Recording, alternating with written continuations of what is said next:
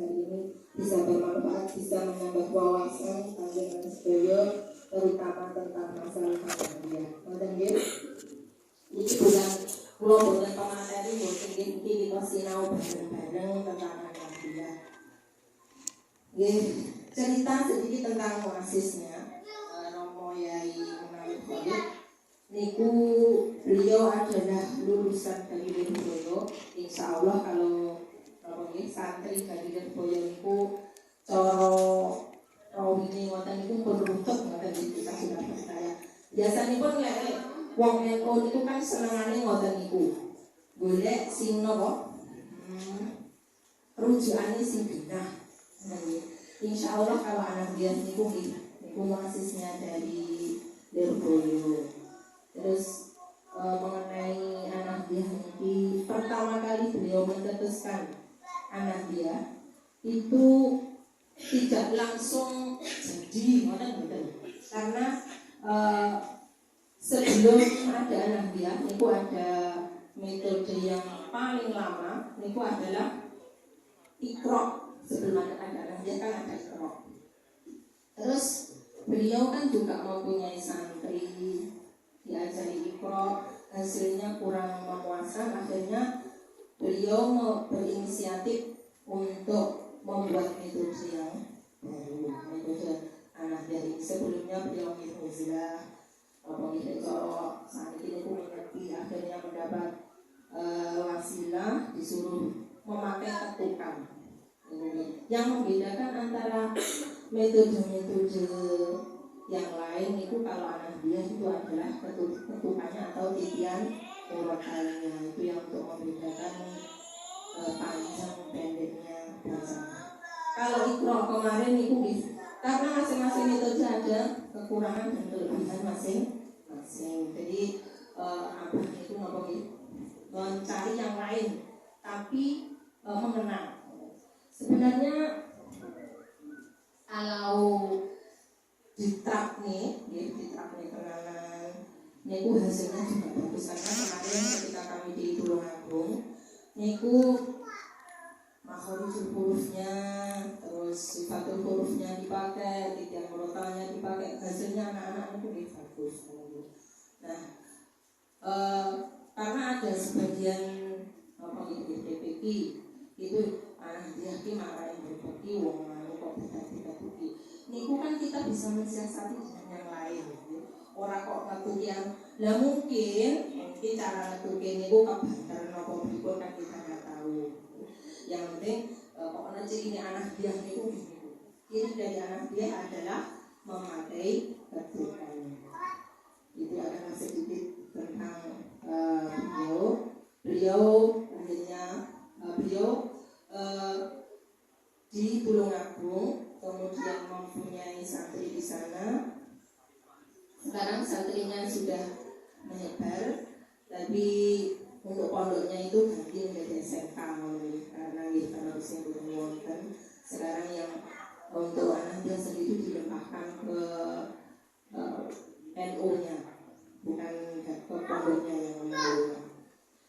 Sebelum kita memasuki pada jilid 1, ketika panjenengan mengajar niku secara klasikal nopo langsung butuh enek bocah moro diwarai jilid sembarang satu orang memegang beberapa anak jilid yang berbeda, nopo klasikal dulu nopo pripun ibu bapak ibu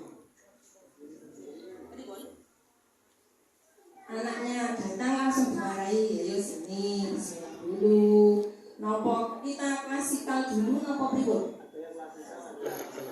Ada yang klasikal, ada yang sendiri-sendiri. Sebenarnya kalau metode anak dia itu klasikal dulu. Klasikal 20 menit pertama itu kita dalam tutorial awal ya, sebelum kita menambah materi niku ada 20 menit awal kita bersama-sama. Setelah itu yang awal kita mengkaji pelajaran yang telah lalu. Jadi papan tulis itu harus ada. Itu sebagai media. Setiap kelas ada papan tulisnya, ada ya? Ada. Setiap materi Kalau jilid 1 ini jilid yang utama, itu biasanya dipegang oleh guru yang makhorijul hurufnya bagus, sifatul hurufnya menguasai. Karena apa? Ini adalah dasarnya, ya. Dasar kita membaca Al-Quran.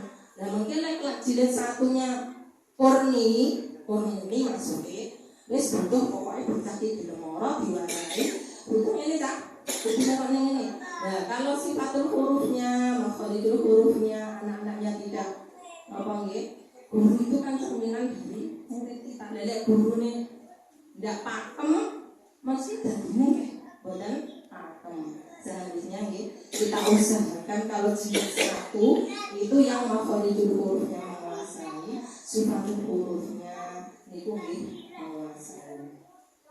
Jangan asal muni, ya, diusahakan. Karena penyakit kita nggih boten jenengan tok niku kula butuh guru TPK sing saged napa sing Bu? Sing sakit apa sing gelem sing purun bedan pokoknya belum bedan wes itu kita hilangkan hal yang semacam itu. Kita buat yo iso yo bedan, yo iso yo bedan, ojo kok bedan tok, yo iso yo bedan. Minimal kita beri nopo iki lambaran pengertian nek maca Quran iki sifatul huruf makhorijul huruf dikuasai. Mungkin itu yang bisa saya sampaikan. Kita langsung masuk pada jilid 1. Oke. Setelah 20 menit awal, itu nanti ada klasika 30 menit itu penambahan materi. Jadi kan kalau panggilnya di situ pula gambaran saja.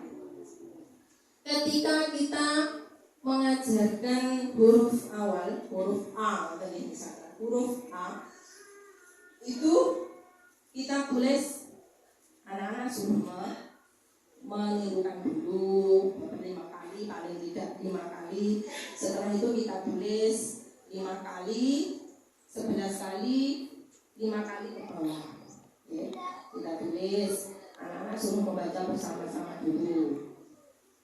Terus setelah itu kan kalau halaman 1 2 huruf gitu ya, A dan B. Anak-anak disuruh menirukan lagi. Kita tulis lagi.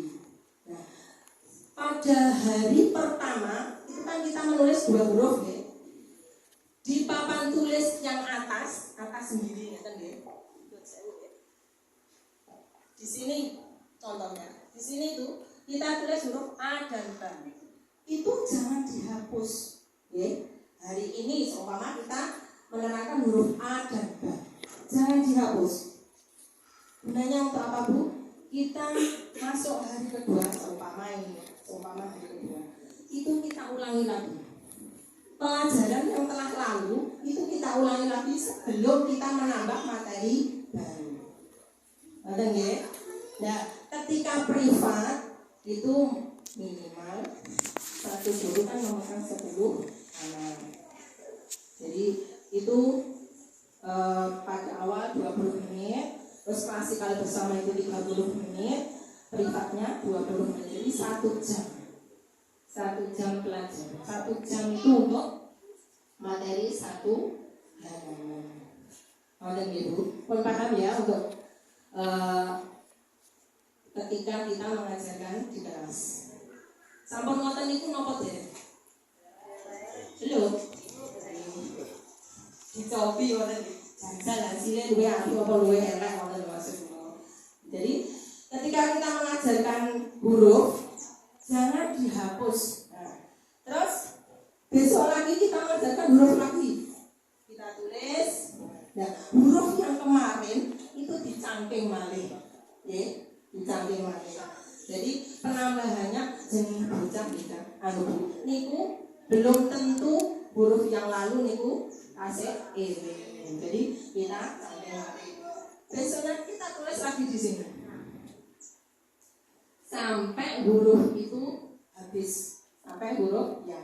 Nah, ketika kita sudah mendapat kalau tidak salah 9 huruf, barulah ketika kita mengadakan pretest, post test akhir, itu kita ambil 3 huruf yang bermakna. Paham gitu maksud saya? Kita ambil 3 huruf yang bermakna. Jadi sebelum pulang kita nulis huruf, kan sudah ada alif, ba, ta, sa, jim, ha, ho, dal, zal, 9 huruf. Ya. A, ba, ta, itu kita susun sabata, bisa nggih? Adaba. Nah, kita ambil 3 huruf tapi bermakna. Maksudnya kenapa kok harus bermakna? Karena kita menujunya kepada Al-Quran. Ya, kita menujunya kepada Al-Quran. Bukan sembarang telung huruf dirangkai boten. Tidak ya. Hurufnya harus bermakna. Jadi bukan sembarang huruf. Sabata, adaba, da'aba. Semakin banyak huruf berarti kita masukkan lagi. Terus seperti itu sampai akhir. Dan itu untuk yang klasikal. Jadi 20 menit awal kita mengulang pelajaran yang lalu. 30 menit kita tambah materinya berulang-ulang. Kemudian privatnya. Setelah itu baru kita privat 10 menit. Sebelum pulang juga kita adakan tes lagi anak-anak tanpa melihat buku. Kan kalau sudah dirangkai huruf disambung-sambung kan pemboleh lihat buku ya. Jadi anak-anak sudah hafal di luar kepala huruf yang sudah dipelajari. Itu untuk ketika kita dalam. Jadi medianya itu kudu wonten maksud saya. Jadi medianya harus ada. Buatan kok kosongan. Kalaupun ya ndak burune napa kelasé anu lho Bu, disingget-singget karo liyane. Jadi napa papan tulisnya tidak mencukupi. Kita siasati napa nggih yang kenging didamel ketika dapat materi besok bisa diulang lagi ya maksud saya. Jadi ndak dan nemplek bocah niku tidak lupa. Bisa disiapkan pakai tanggalan di saged, tanggalan sing boten kanggo, ya, boten apa-apa.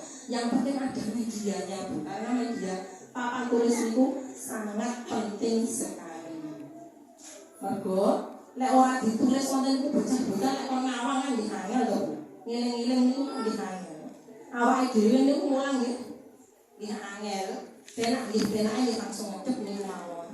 Tapi kan hasilnya kurang maksimal. Boten kok ora hasilnya boten. Ada hasilnya tapi kurang maksimal. Itu yang seputar kelas. Ya. Kita langsung ke jilid ibu deh. Semua bawa jilid.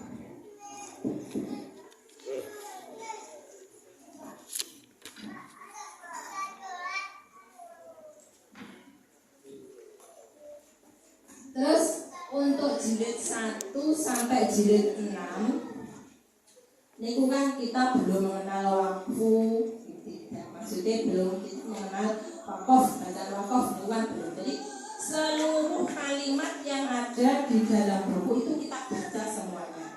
Kadang niku dereng masih jilid 1 Bismillahirrahmanirrahim tidak, ya.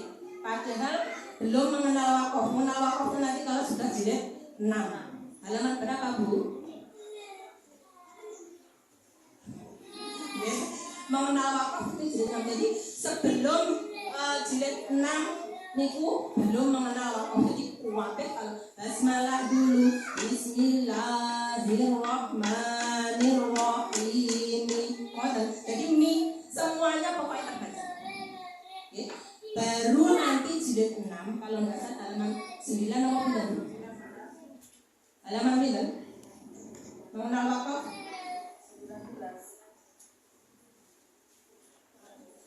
19. Niku baru anak-anak mengenal wakaf. Jadi baru cara membacanya niku di suku. Biasanya dibaca sampai mi nopo i ngoten Bu. Ini ilmu baru nggih.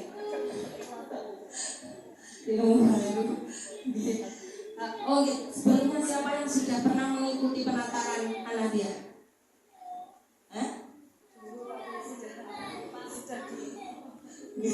Ini berarti masuk pulau ngeten.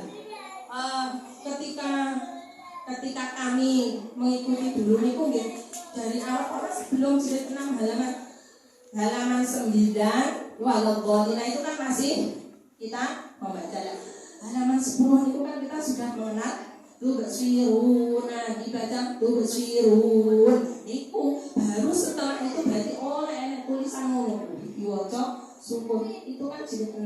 Sebelumnya kan kita belum mengenalkan waktu itibak. Jadi terbaca semuanya. Oke. Pinten-pinten bisa diterima nih Bu. Niki dipraktekne membaca nopo pripun? Praktek membaca ya. Terus lagi kemarin kan ada yang pengen nopo ya? Pengen lah mengerti tentang Anadia. Ya, ketika membaca panjang, niku ada alunannya. Ya. Contohnya kan jilid 2 kita sudah mengenal bacaan ba dibaca ba, tapi membacanya bukan ba dibaca ba, tidak ba ta, nah gitu. Anak dia kan tidak mau boten-boten iku. Nggih biasa bacaannya nggih. Ba dibaca ba, ta dibaca ta, gitu nggih. Jadi bukan mengalun. Tidak mengalun tapi biasa. Cuma nanti ketika ketukannya 5, 6 ya kita kudu bisa. Kalau dialunkan kok saya alunannya saya bawa, jadi ketukannya nanti bertambah. Jadi ketukannya langsung 1 bukan 1, jangan 1 terus baru dan jadi kan ada titian urutannya. Ini 1 ketukan, 2 ketukan, 5, 6 ditekan. Itu seputar ketika kita klasikan. Sebelum kita memasuki pelajaran